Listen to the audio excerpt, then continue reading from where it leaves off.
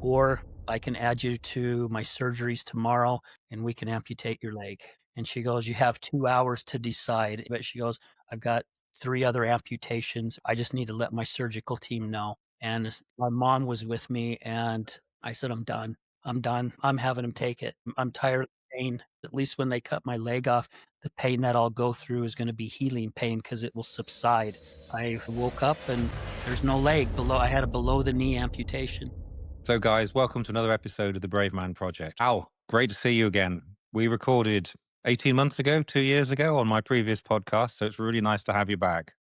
Thank you so much. I appreciate you asking me back. It's an honor. Wow, I'm going to say I had to get you back. Your life has changed somewhat. You're not quite the whole man you were last time we spoke. There's also a lot of things been happening in your world, isn't there? Yeah, no pun intended, but absolutely you are correct. Tell my listeners why you are here. Tell me a bit about your story and what makes you such a remarkable human being. Man, well, I'm here, of course, because, you and I met a couple years ago, and you've been a guest on my show too, the other side of addiction, and we shared a lot of stuff. But my journey since about 2009 has been one hell of a journey. In July of 2009, I lost a 24-year career, and I lost it basically because I pissed a dirty UA and hadn't been drug tested in like 15 years. And I had spent every weekend for 8 years snorting cocaine and drinking. And that was like my getaway. I had a very stressful job and not realizing it until later down the road. But, I was numbing a lot of things that was happening in my life, not realizing that's one of the biggest reasons why I was doing it.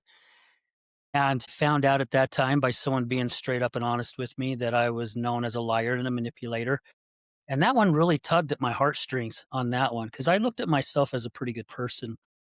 And I actually called BS on it. I said, "Yeah, you're full of shit, who I am."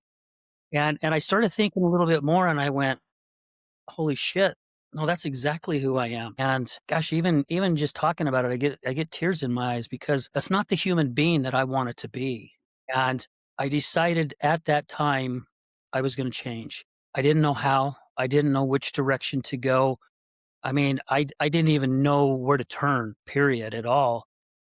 And I had always been someone that had been into fitness, and I had really let myself go. I was 198 pounds, couldn't see my toes if I looked down because my belly was so big. I had a double chin, and I thought, you know what? The only thing I know what to do is to get back in shape. And I started heading that direction and slowly started getting myself back in shape. And during this time when all this was happening, after losing my job, a year later, we lost our house. And my wife, my past wife, she fell into alcoholism because it was a lot for her to take. And she started using alcohol to numb her feelings and numb her demons. And we stayed married. My gosh, it was a battle, a long, long battle. And that's really what got me to start my podcast and start public speaking. And I just wanted to share a lot of the stuff that I was doing wrong as a spouse, as a loved one, watching somebody battle an addiction. I never did look at myself as an addict.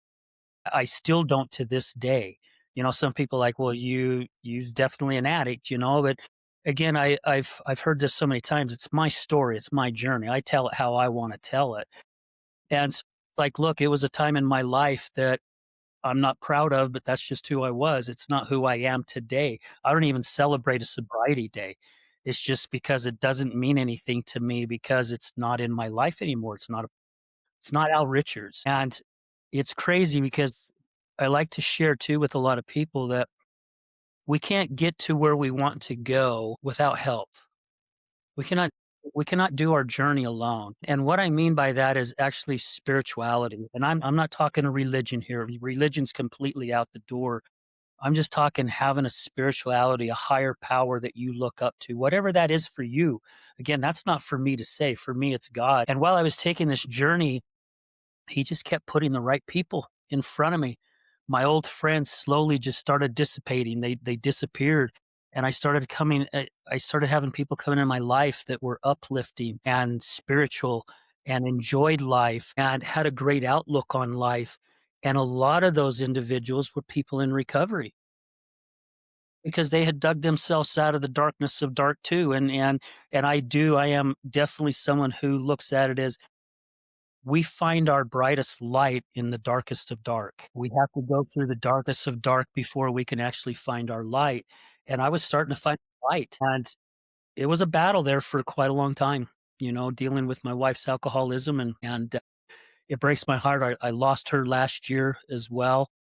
And as time went, I get myself and I keep myself in shape, and I had to quit playing softball and everything, and that's one of the reasons why you see the sling, because I've just tore my shoulders up so bad. And I took on hiking. I love being in nature, and I love being up in our mountains here. I live in Salt Lake City, Utah, and we have some of the most beautiful Wasatch Mountains. And you get on some of these trails and you can hike up to little lakes and waterfalls. I mean, it's just beautiful, the smell of pines and sage, and I call that my church. I do a lot of videos up there where I tell people, "Welcome to my church," because that's the church God built. No man no man had anything to do with that but God. And, I started really tapping into myself a lot more, and I started having some issues with my right leg. Started having a lot of pain in my calf where it felt like my calf was being squeezed in a vise. And I got to where I wasn't able to really enjoy hiking anymore because the pain was just getting so bad. And I tried a couple early hikes in 2025. I couldn't even get into about a mile hike without being in so much pain and wanting to turn around and go back.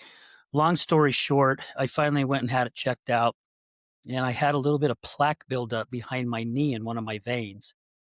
Not in one of the vasculars, but just in one of the blood veins. And it was cutting off the circulation, so my calf muscle wasn't getting the blood flow that it needed during my hike. And I went in and had it checked, and they're like, "Oh, easy procedure." And basically, long story short, is I had 2 procedures, and the procedures didn't go well. It ended up plugging up all my veins in my foot, and they call it trash foot.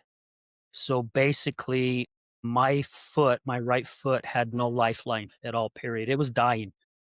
The pain I went through was excruciating every single day. I didn't even want to get out of bed because as soon as my foot hit the floor, the pain was just, I would almost pass out because the pain was just so bad. And I was still working.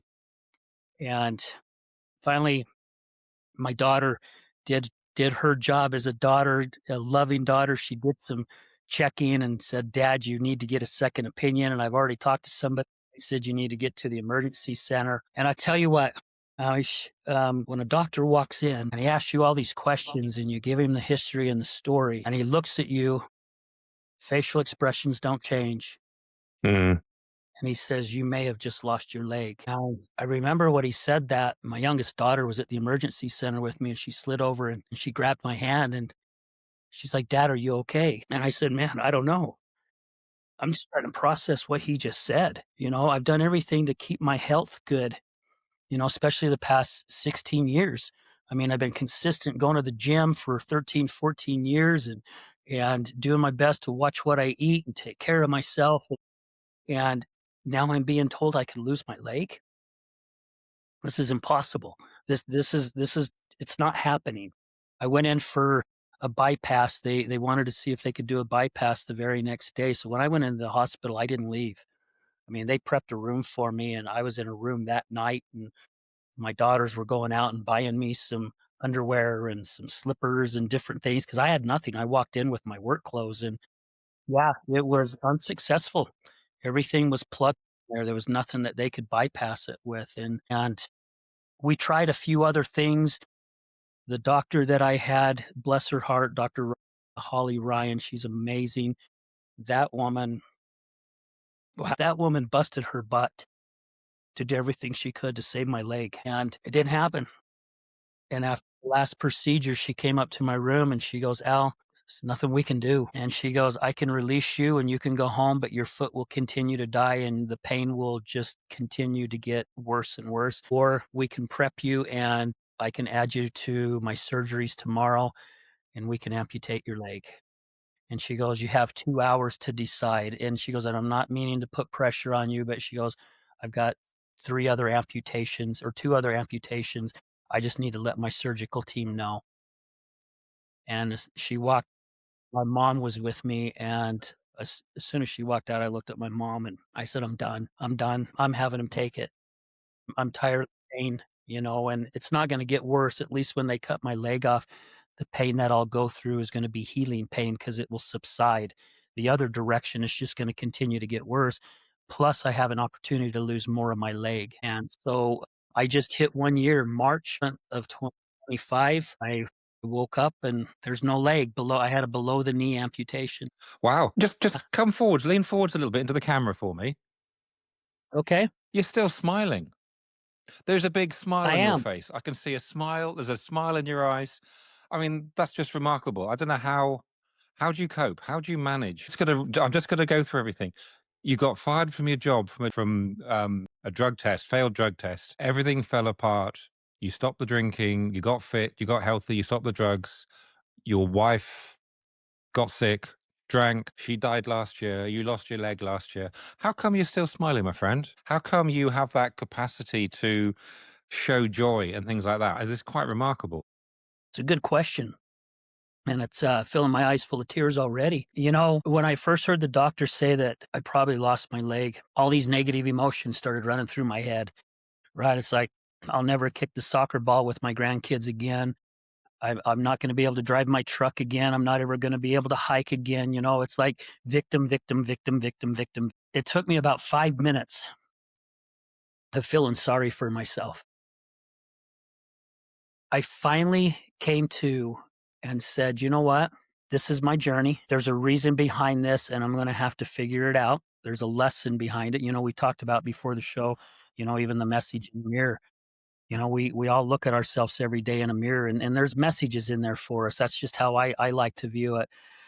But I viewed it as God just gave me a clean sheet of paper and a pen. I can write this new chapter however I want to write it. And I can write it with negativity, with anger, playing the victim, frustration, blame, however you want to look at it. Or I can go, you know what? I got God on my side. I'm going to do everything I can to get as much as my life back as possible. The reason behind it, what it is, I still don't know to this day, even a year later, and I'm still even looking at the lessons behind it, right? Because there's lessons behind everything that happened to us in our life. It's just my but, and I don't want the audience to get the wrong idea because every morning that I woke up in the hospital, I was bawling. I mean, alligator tears is pouring down my face as I'm looking down and I'm not seeing my leg, but I allowed myself to go through those emotions, but I didn't allow them to stay there. I went through what I needed to go through. I felt what I needed to feel. Then I took my deep breath and go, okay, let's move forward.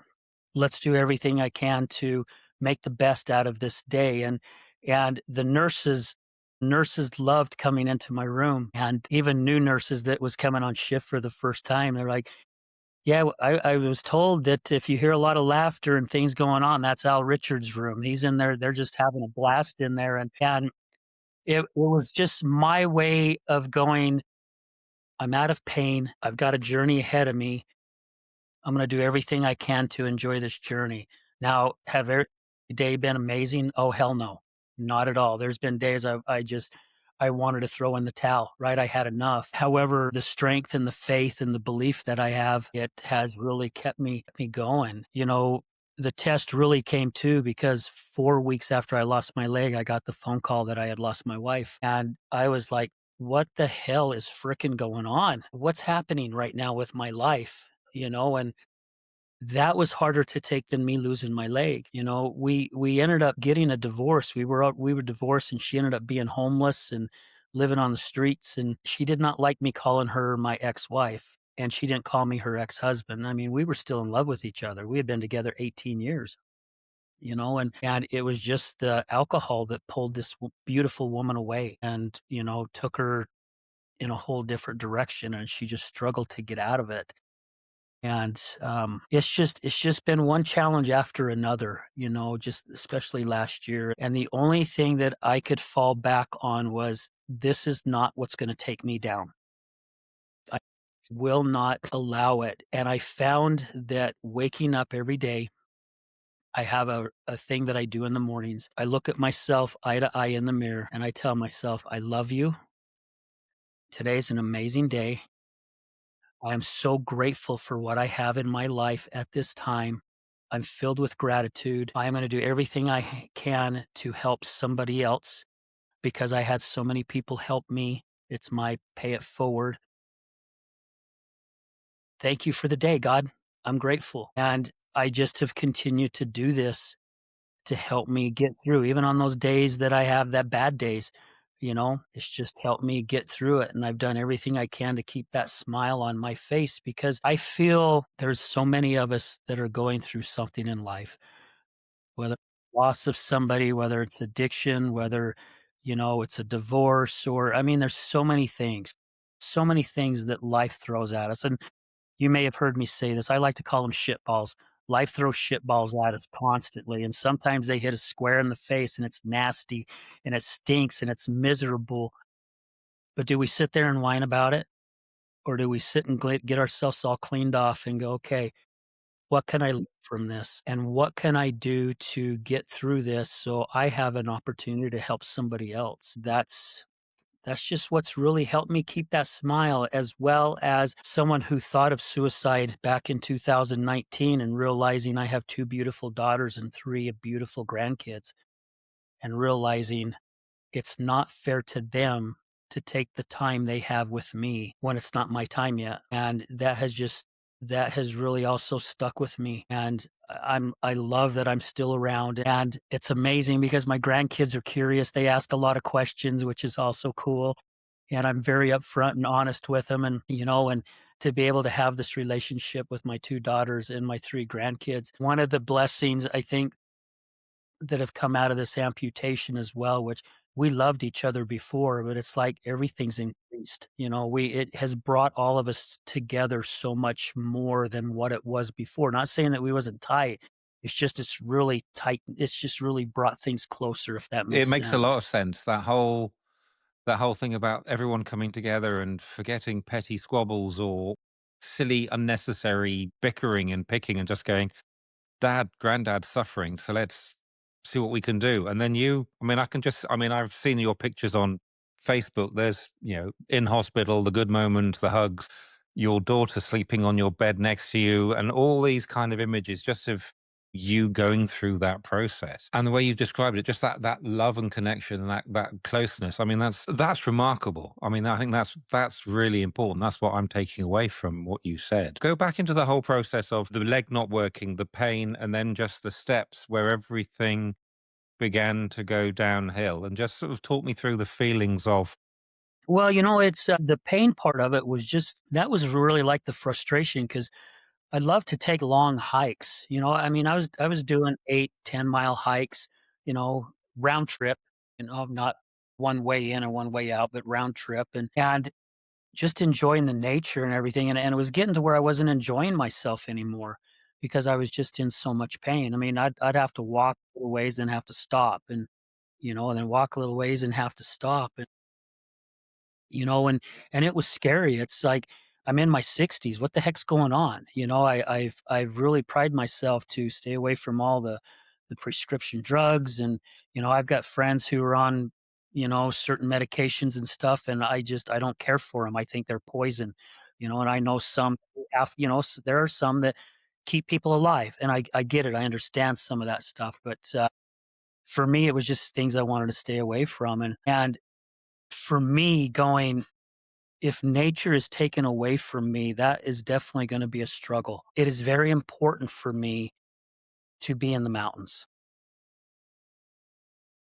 And I would tell myself, "Okay, well, if not, if I can't hike, I can take the ATV out, at least I'm riding around and doing things," but still just that walking and that quietness in nature, you know, and being alone with myself and my higher power, and it was scary.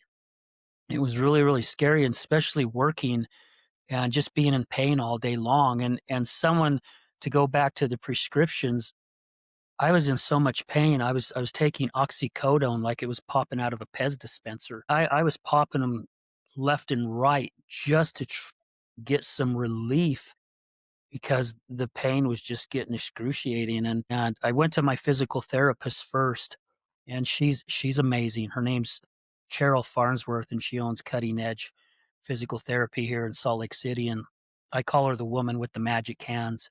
She worked on me for quite a while, and to be honest with you, she's the one that got me to go finally see a vascular specialist. If it wasn't for her, I probably would have waited even longer, because she's like, "Al, if I haven't been able to get you fixed, I there's something else wrong, and I highly suggest that you go see a vascular specialist," and I did, and unfortunately, I chose the wrong one. However, again, that's the journey that I could go back to the what ifs. What if I would have chosen different? What if I would have done that? But what the hell does that do? It doesn't change anything, you know? It still is what it is, and the what don't count no more, right? They're gone. Uh, yeah, it was just also that fear of, am I gonna be able to continue to work? Am I gonna be able to have some kind of life at all, period, and enjoy it. And so it was a scary time for me, especially when I started seeing my foot turning black. I mean, my underneath the pads of my big toe were starting to turn black, and that was scary. It's like, what the hell is going on? And then you started seeing little teeny sores popping up, and it's a very scary time, a very scary time. And you you don't know what direction to go, plus when you're not sleeping and you're in pain all the time, your mind is so I mean, I was hallucinating and, I was still living my everyday stuff. I was still getting up, going to work, and working through all the pain as much as possible, and I work with my brother, and luckily, he could see that I was hurting, and if I sat down, he didn't say anything. He just let me be, and then I'd get up and I'd work again, then I'd have to sit down, it's just a scary time when you don't realize it. Us men, we have this ego, we wanna be tough, and sometimes our ego is our worst enemy. Not sometimes, a lot of our ego is our worst enemy, and it's like, "I'm not going to the doctor, and I'm not doing this," and, man, finally, I just had to put my tail between my legs and go, "Okay, there's something wrong here, and I've gotta do something We are different." our worst enemies. Yeah. I can attest to that. You know my story. I had to come down to two choices and so close to killing myself driving before it was just like, I'm going to have to make that choice. Why do we do it? You said ego, but is it just ego? Is it more than that? What? There's got to be a bigger reason why we don't ask for help, why we don't communicate. What are your thoughts on that? That's a really good question, and I still feel, at least on my version of it, that it still goes towards our ego.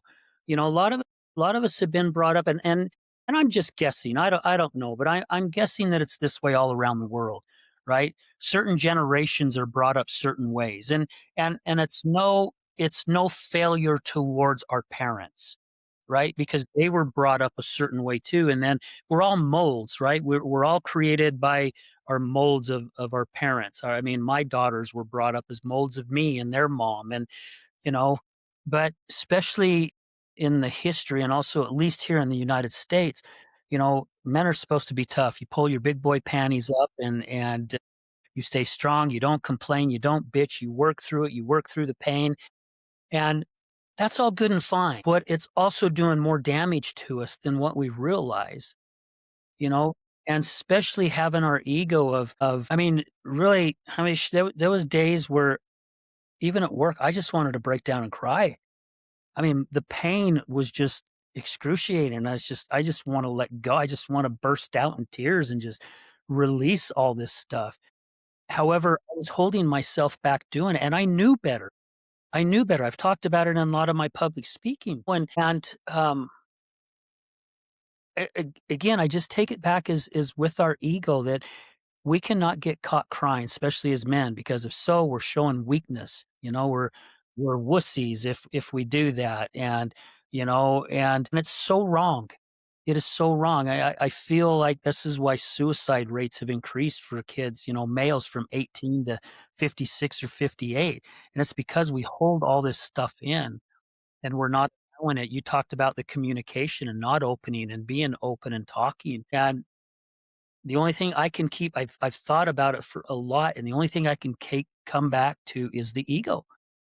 Is our ego is just keeping us there. And then of course our subconscious, which is there to protect us, it also tells us stories. I mean, in my version of it with my training, our subconscious is one of our worst enemies. It really is, because and it does its job. It's doing exactly what it was designed to do, and is to protect us.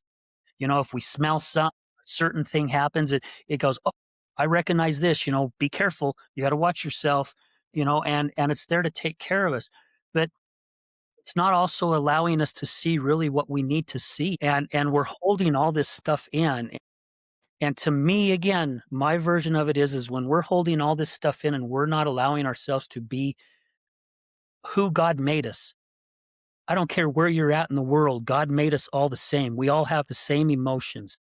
We have these emotions for a reason, to feel them, to understand them, to get it.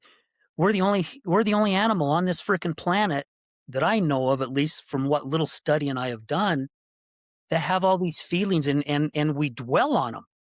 We let them just grab us and grab a hold of us and put us in places we don't want to be, but yet we're comfortable there.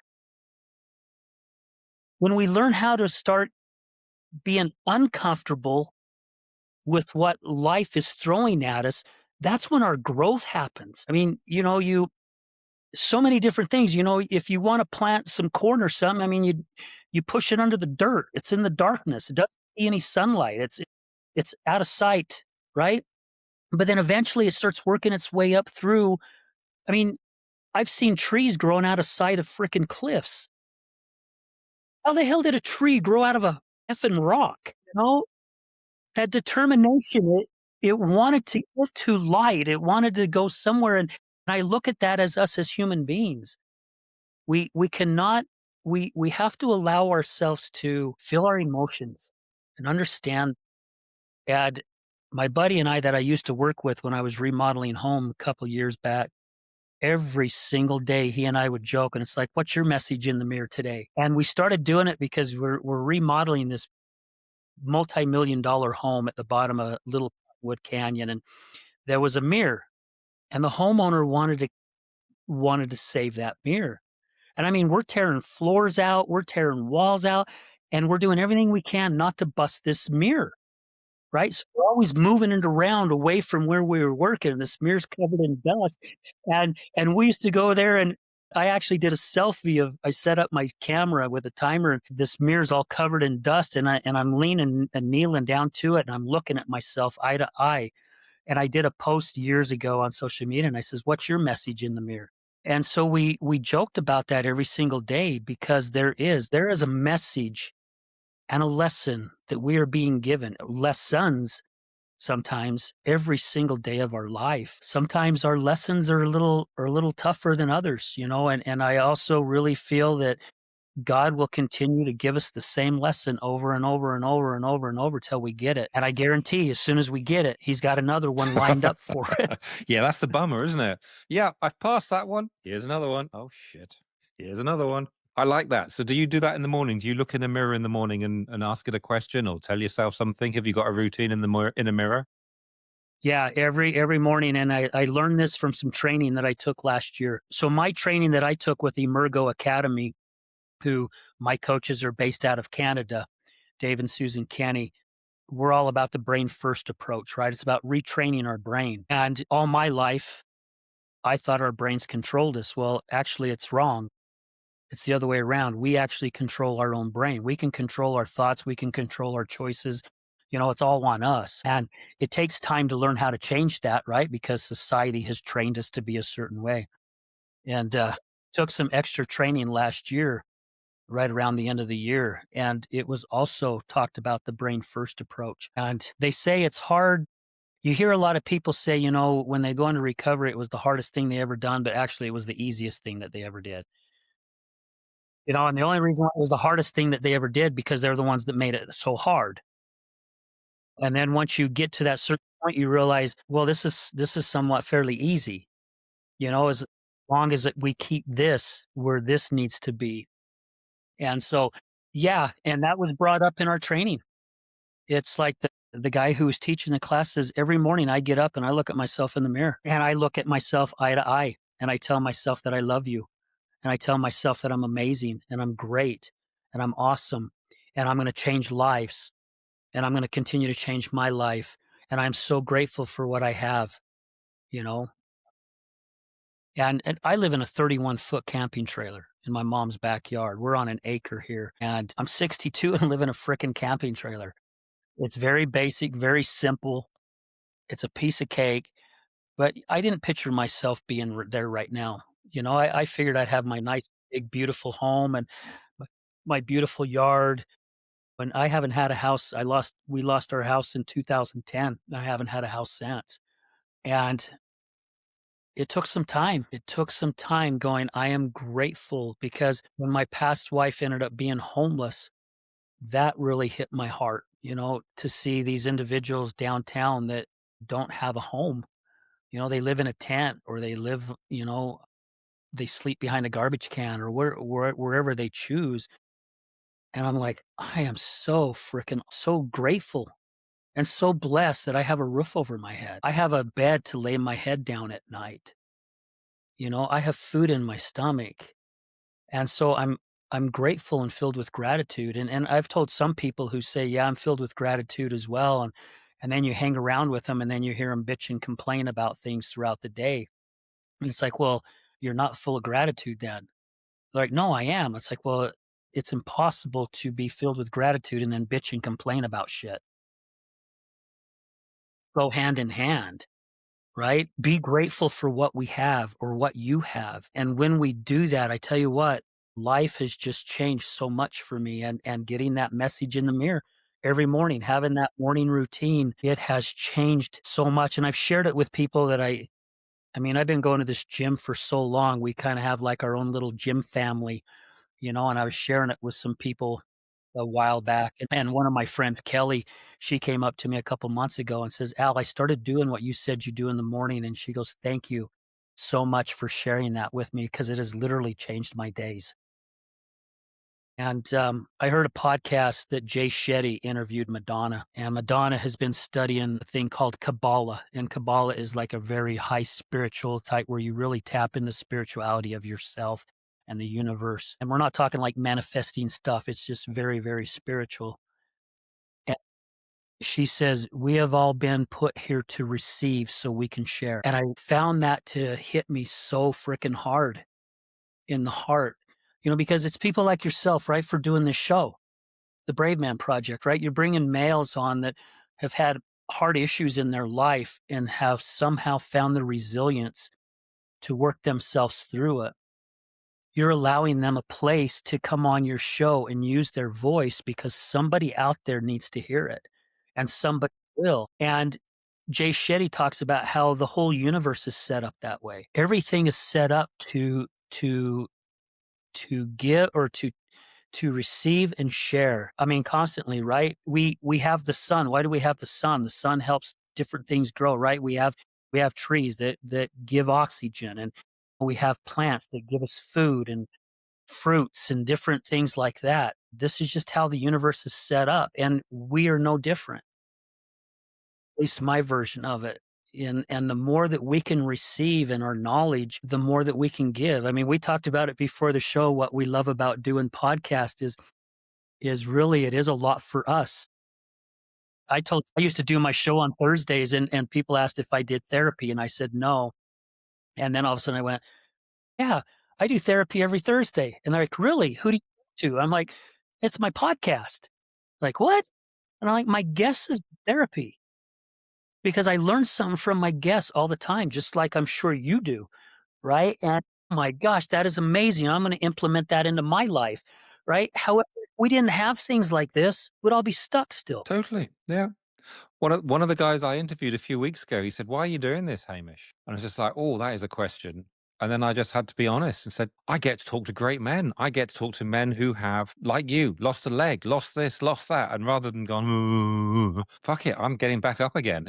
And you have done. And time again, I'm listening to men who've done this. And now I'm on a bad day. I'm having a bad moment. I just think of you, or I think of that person, that person. And those stories are just bringing me so much inspiration. And it's, yeah, therapy. I like that. I'm getting therapy off Yeah. different people, and they don't realize they're my therapists. I like that. Yeah. Yeah, we might not wanna get it out there, huh? 'Cause, we may start getting a Crap, bill. yep. Oh, well. Yeah. It'll be worth it. Yeah. No, I it's I get to talk to people about their lives. And most people, in fact, I think everybody has got a remarkable tale in their life. So why not share it? As you said, it's for receiving and sharing. I love that. So simple. Yeah, yeah, and it's, you know, when I lost my leg, I went into rehab, and the gal that was one of my caseworkers comes in and she goes, I have somebody that would like to come in and visit with you. Her name's Heather. She's a double amputee. And, we called and told her that you were here and would you be okay if she came in and visited with you and we'll adjust your schedule, to where you can have some time. And I said, yeah, I'd love that.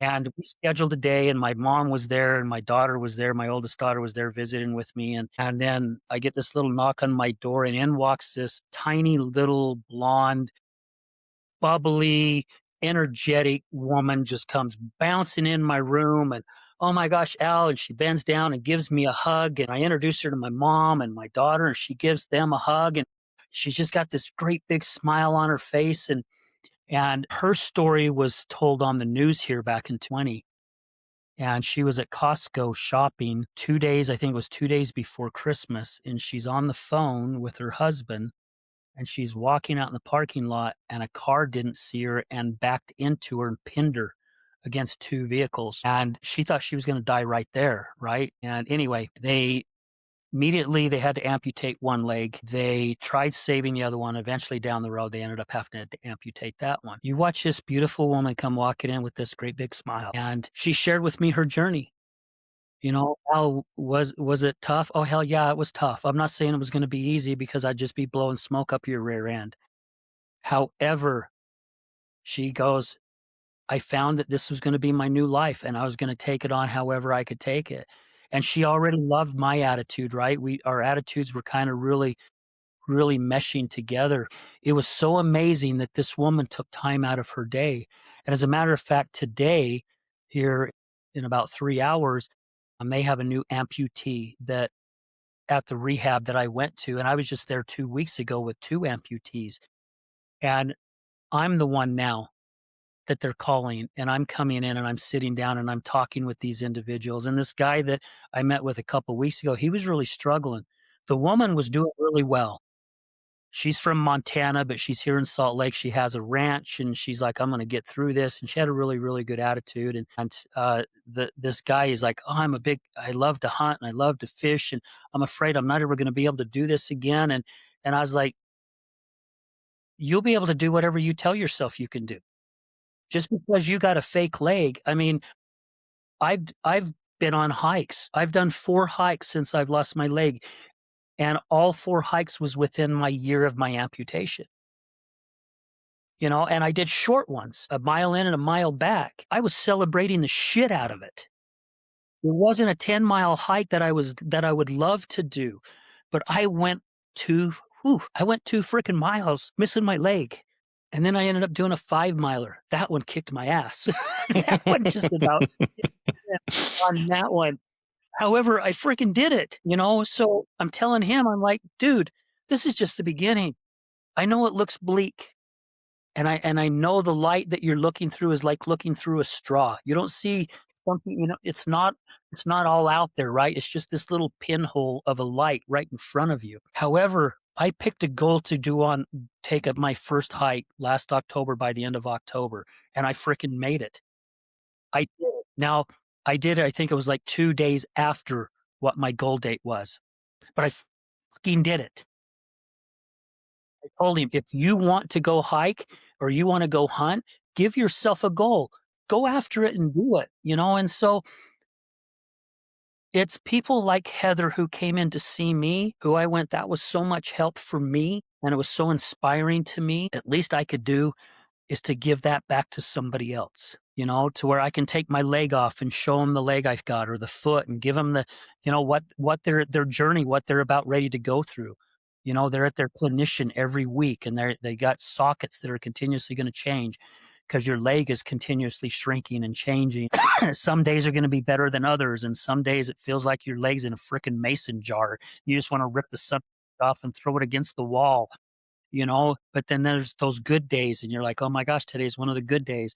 I'm gonna go out there and tackle whatever I can tackle. I'm so chuffed that you're going out walking, you're going hiking. I mean, off camera we've talked about this. It's your church. On camera, it's your church. So I can almost see you in October doing that mile each way, coming back. You've got a grin from ear to ear. You're celebrating, you're dancing, you're hopping, you're probably falling over because you've lost your balance, but you don't care. Yeah, and actually that's how it was. I mean, my buddy that went with me 'cause, I'm not comfortable hiking alone right now, right? 'Cause, if I fall, I gotta be careful still, and I'm still working on balance and things like that, but, um, I was wearing shorts so people could see my prosthetic. My buddy that I was with that was going hike would pass somebody and would say good morning, and he's like, "Can you believe this? He's 8 months post-amputation, he's out here effing hiking. Can you believe this?" So he's like throwing up the confetti and all that stuff for me, which was kinda cool. I love it. I love it. And I love the fact that you've got that grace to go back and help people because I mean, that's what they did in AA. What they did in NA when I was in recovery was the people would come and talk to you and say, "Yeah, it's shit. It's hard. It gets easier," you know? And you're doing that. You're out hiking. Are you playing football with your grandkids? I'm still not to that point, but, I was in St. George at my granddaughter's soccer game, and I was during the halftime, and my grandson always likes to get the soccer ball and take it out and go practice shooting goals during the halftime, and he comes back over, and I'm like, come on, play with papa here," and we're bouncing, jumping back and forth and, kicking the ball around, and he just gets a kick out of it, and I told him, I says, "Go ahead, kick me in the right leg. Go ahead, kick me as hard as you want it. Doesn't hurt. I got a built-in shin guard." He's laughing and he's just laughing his butt off. But yeah, and it's just tiny right now. It's not like what it was before where I'd go out in halftime with him and go out in the field and, I'd be the goalie and he'd practice shooting and things like that. However, it's still that starting point, right? I still have moved someplace that I wasn't at 8 months ago, right? So, it's celebrating every little fricking win, and it doesn't matter if you only moved a quarter of an inch forward, celebrate it. Celebrate the shit out of it because that is progress, and when we celebrate things that we have done, even the tiniest things, gosh, it changes our life, right? It helps keep that smile on my face, right? Knowing I made progress. I've fricking made progress. And that's another bloke thing, isn't it? We do not celebrate our wins. It's the exception to celebrate what we've done. It's like now, next, next, next, next, Yep. next. Yeah. Yeah, celebrate every little thing possible. Mm. It's crazy. I go as far as when I put money in my credit union, I celebrate and tell God thank you. All of it. Because even when I put gas in my truck, thank you. Because it's a win in life. Because there's people I mean, I've had times in my life where I didn't even know where the hell if I was gonna have the money to even make a car payment or put gas in my vehicle. I mean, there was a time where I don't know if you guys back in the UK have top ramen noodles. They're very cheap to buy, but I lived off of those things for months. My wife was either in rehab or jail at the time, and literally all the money I was making was going straight to bills. And I had 0 money left over, and sometimes I had 0 money left to buy even food.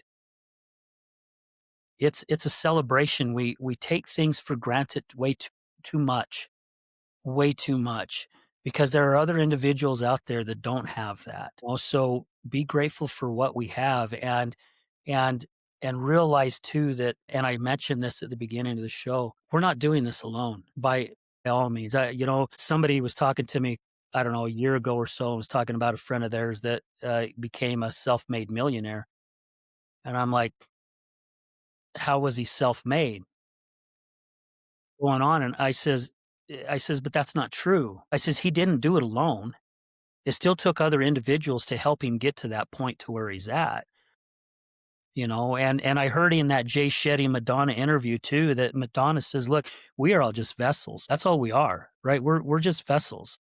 We've gotten to where we've gotten, or we have what we have because we've all had direction and help from somebody else, whether it's our higher power or somebody that God put in our path or wherever it goes, right? We have not done anything alone ever, and that really resonated with me as well, and I'm like, "Oh my freaking hell."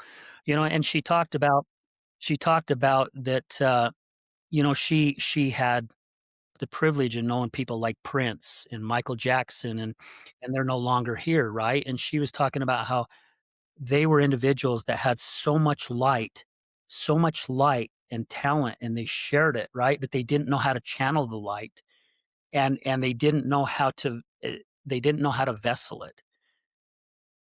But I'm not saying I'm better than them because she says I'm not.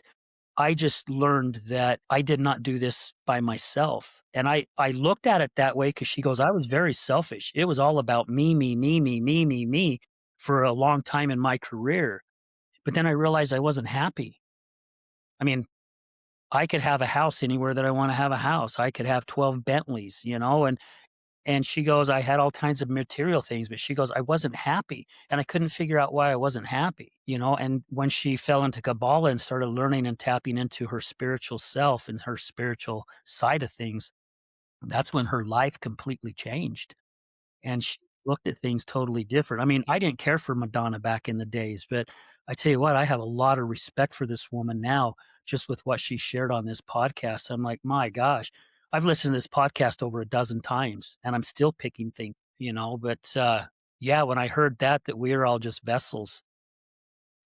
We have been directed and we have been given certain things, but then what is it that we do with it? Do we gloat on it and say, "Oh, me, me, me, me, look at me, look at me. This is what I did. This was my idea."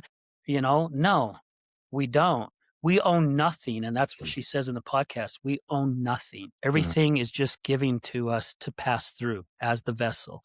We own zero. Period. And when we start understanding that with our life too, our life really opens up and life starts changing for us. We talked right at the beginning of the show about why we do this. I do this. I love having these conversations. And as you were saying that, we don't do all these things by ourselves. Like, yeah, I do. No one helps me. I do it all myself. I was just like, that's just utter bullshit. I like to think I don't trust anybody. I don't want nobody helps me because la la la, my story, my story. I have so much help. And you've just reminded me how much I am looked after in this journey. This podcast, people helping me prepare it, edit it, you guys coming on, I'm getting so much support for something which is really important to me and for a message. And yeah, I can't put my hand up and say I did it all myself because I didn't. And but no, it's that whole thing about gratitude. Going back to that, I can't remember where I've heard it, you cannot be a victim and gratitude at the same time. They're opposites, aren't they? Gratitude just makes you forget about all the nonsense, just begin to appreciate what's important.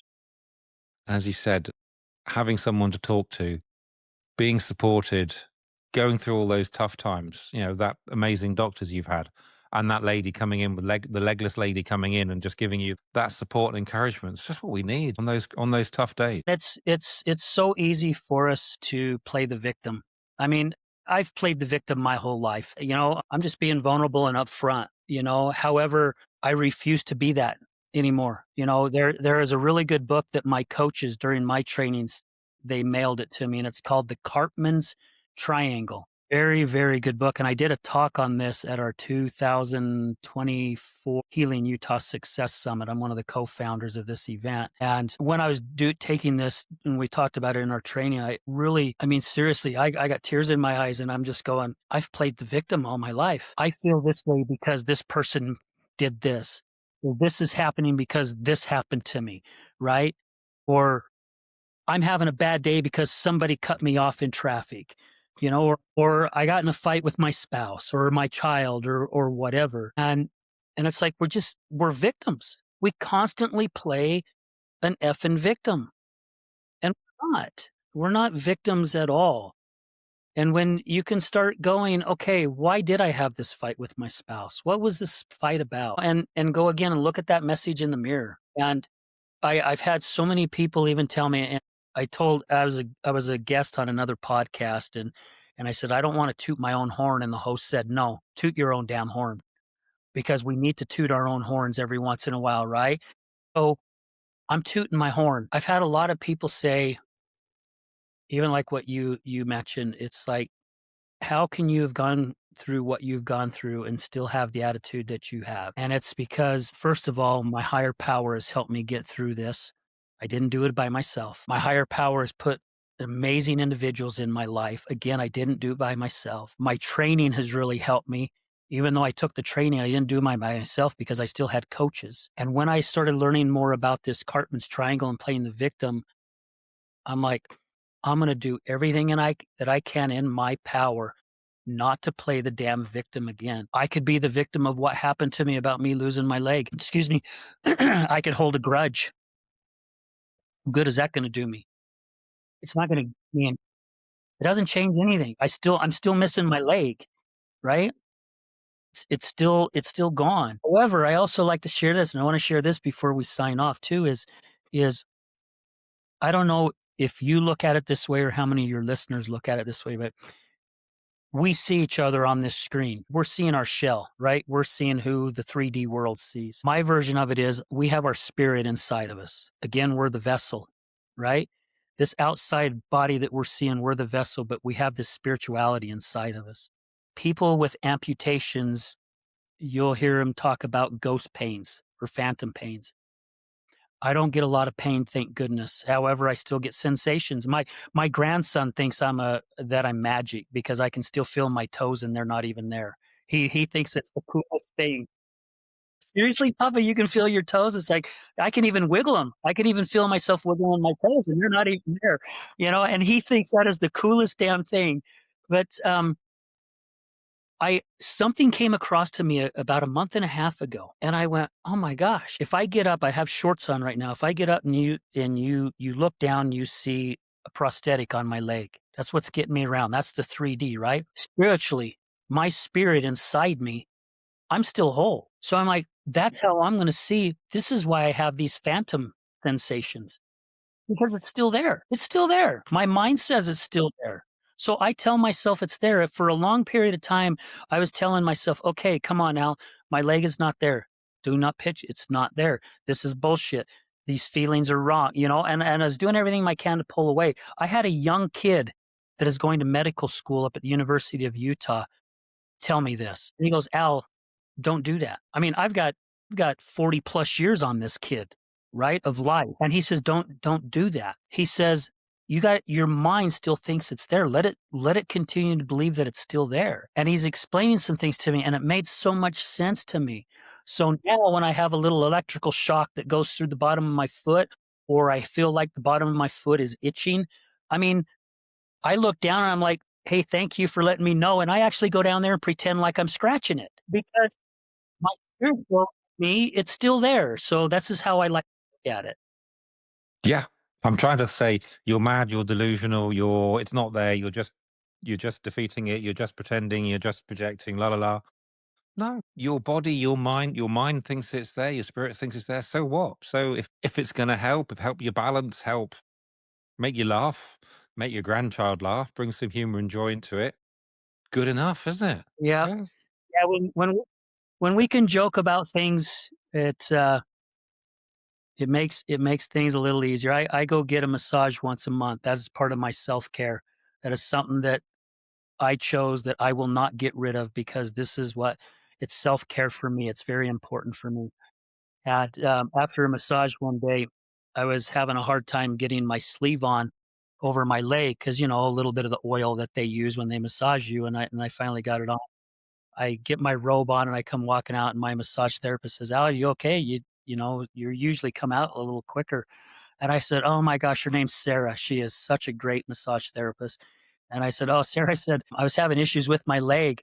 I says, "The damn thing didn't want me to put it on, and I was chasing it around the table. He kept running away from me." And she almost spilt my drink that she had waiting for me. And she goes, "You always seem to have such great humor about it." And it's like, I have to have this humor about it. I mean, she goes, "I can just picture you hopping around the bed chasing a leg," which really wasn't happening, but anyways. That image is gonna stick with me. I think that's lovely. Yeah. You've mentioned this coaching. What are you doing with your coaching? Since I've had this reverse shoulder replacement, I have really looked at it that that's God's way of saying it's time for me to start doing it so I can get out of the work that I'm in because it's very physical. And being in your 60s, it's helped keep me in shape, but it's beating up my body. All my old injuries are starting to come out, right? Because it's very physical on them. And so I am now working towards getting my coaching going. I'm still working on my logo. And I think you and I spoke about this a little bit before the show. I'm going to call it Through the Storm. And it's all based around the bison, the buffalo. I don't know how many of your listeners know this, but the bison is the only animal on this planet that when a storm is coming, it will go towards the storm instead of away from it or hide from it. And the Native Americans, very, very spiritual individuals, very in tune with Mother Earth and the heavens, who I really look up to and appreciate. But they realized that the reason why the buffalo do this is because it gets them through the storm quicker. And it makes so much sense. And when I heard that, I had basically said, that's exactly how I'm going to live my life. And now that I am certified as an international crisis and recovery coach, I decided Through the Storm is a good title to base it off of the bison, that we all have storms and we've been walking in our storms for a long period of time, right? We're doing our best to get away from them, but they're just following us. And then until we have somebody or someone or something that changes our life where we stop and go, okay, I'm going to get through this and start going the opposite direction. And yeah, so that's where I'm at right now, is just getting my logo lined up and there's science behind it, which I didn't know it before, but I'm looking at the right colors and, making something that's going to resonate with individuals. And so hopefully here by the end of the year, I will have my coaching up and going and rocking and rolling. And we talked about it before the show, my podcast, which is AR, The Other Side of Addiction. I hit 5 years this month that I've been doing this show. I have been so blessed. I mean, I am booked out till August. And or we before we got on the show, I'm looking at my email and I got two more people that are reaching out to me that are asking if they could be guests on my show. And it's just been so amazing that I'm looking at changing the title to Through the Storm. I think that's such a good name. I can just see the bison head down. Rather than most cows in this country, arses to the storm, head forwards through the storm. Very briefly, where can people find out more about you and just get some enthusiasm from you from their shit days? I need a bit of bison from Al. Where can they find you? Wow. Well, you can find me on Facebook, of course, under Al Richards, or you can also find me under AR, The Other Side of Addiction. Under my personal Facebook, I post a lot of positive affirmations and type things. Sometimes I get very vulnerable and share, a little bit of some things and do some videos. You can also find me on Instagram. I'm also on TikTok, where I share a lot of inspirational type sayings and things like that. Hopefully here down the road soon, I'll be able to get a website up and going. And, you can also learn a little bit more about me too if you go to our Healing Utah Success Summit website, and that is Healing Success Summit. That's another blessing that has come out of all this. We're planning our sixth event right now, which Mallory and I, who's the other co-founder, who was a guest on my show, she was my sixth guest on my show when I started my podcast, and we've become really good friends. And we just had this same vision to dream about holding an event that's based off of education and stigma and suicide, domestic violence, addiction. And here we are planning our sixth event. It's been an amazing ride, that's for sure. Thank you for bringing pounds of inspiration and joy and happiness and, yeah, real gratitude for life. It's been a lovely conversation. I was looking forward to it and I'm glad we've done it and it was really super. So thank you so much. Thank you. And again, thank you so much for asking me to come on your new show. I love what you're doing, and I'm here to support you any way I can. And I think, don't I have you coming back on my show? At some stage, we haven't put a date in the calendar yet, but I'll be back. Yeah, anything I can do to help you, my friend, I'm more than happy to. And again, it's been a complete honor. Thank you so much. And I've really been blessed to have you in my life. I mean, seriously, we don't talk a lot, but when we do, I feel like we've never missed a beat, to be honest with you. Well, there we are, everybody. Another episode of the Brave Man Project. If you like what you listened to, if you enjoyed it, please share it. Please like it. Please recommend it to somebody else, because it's all about sharing great stories of overcoming, making sense of, and generally becoming better people.